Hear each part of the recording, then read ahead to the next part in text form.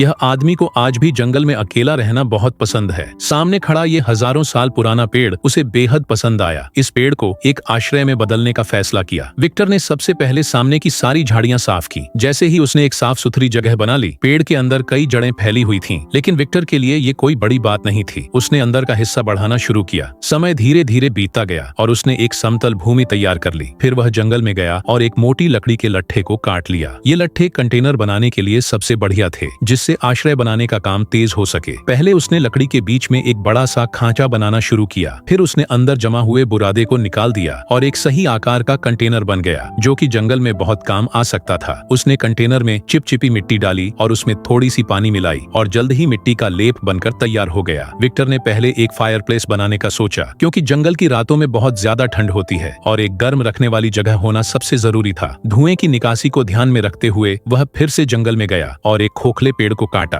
जो चिमनी के लिए एकदम परफेक्ट था। फिर उसके किनारों को सील किया ताकि धुआं आराम से बाहर निकल सके। विक्टर ने तुरंत आग जलाकर टेस्ट किया और धुआं आराम से बाहर निकल रहा था। फिर उसने और लकड़ी जमा किए, लेकिन उन्हें इस्तेमाल करने से पहले उसने उन्हें छोटे छोटे टुकड़ों में काटा। नीचे मिट्टी का लेप लगाकर उन्हें जमीन पर मजबूती से चिपका दिया। एक के ऊपर एक लगाते गए, जिससे आश्रय की दीवार तैयार हो गई। न सिर्फ सामान की बचत हुई, बल्कि आश्रय सुंदर भी दिखने लगा। जंगल के सबसे मजबूत गोंद से हर टुकड़ा एकदम मजबूती से जुड़ गया। फिर विक्टर ने दरवाजे का फ्रेम बनाना शुरू किया। उसने लकड़ी के दोनों सिरों में खांचे बनाए और एक एक करके उन्हें ऊपर जोड़ा और जल्दी दरवाजे का फ्रेम तैयार हो गया। विक्टर ने फर्श पर लकड़ी की तख्तें बिछाने लगा ताकि जमीन बहुत कड़ी न हो जाए। अब बस जमीन के सूखने का इंतजार था। तब तक उसने एक मोटे लकड़ी के लट्ठे को उठाया और बीच से काटकर दो हिस्सों में बांट दिया। फिर उसके ऊबड़ खाबड़ हिस्सों को रगड़कर एकदम चिकना बनाया और नीचे स्लॉट बनाकर लकड़ी से जोड़ दिया और जल्द ही एक सिंगल बेड बनके तैयार हो गया। फिर विक्टर दो खोखले पेड़ और ले आया। जब उन्हें काटा तो अंदर से एक खास तरह का कीड़ा निकला, जो प्रोटीन से भरपूर था, लेकिन सिर्फ यही खाकर पेट नहीं भरता।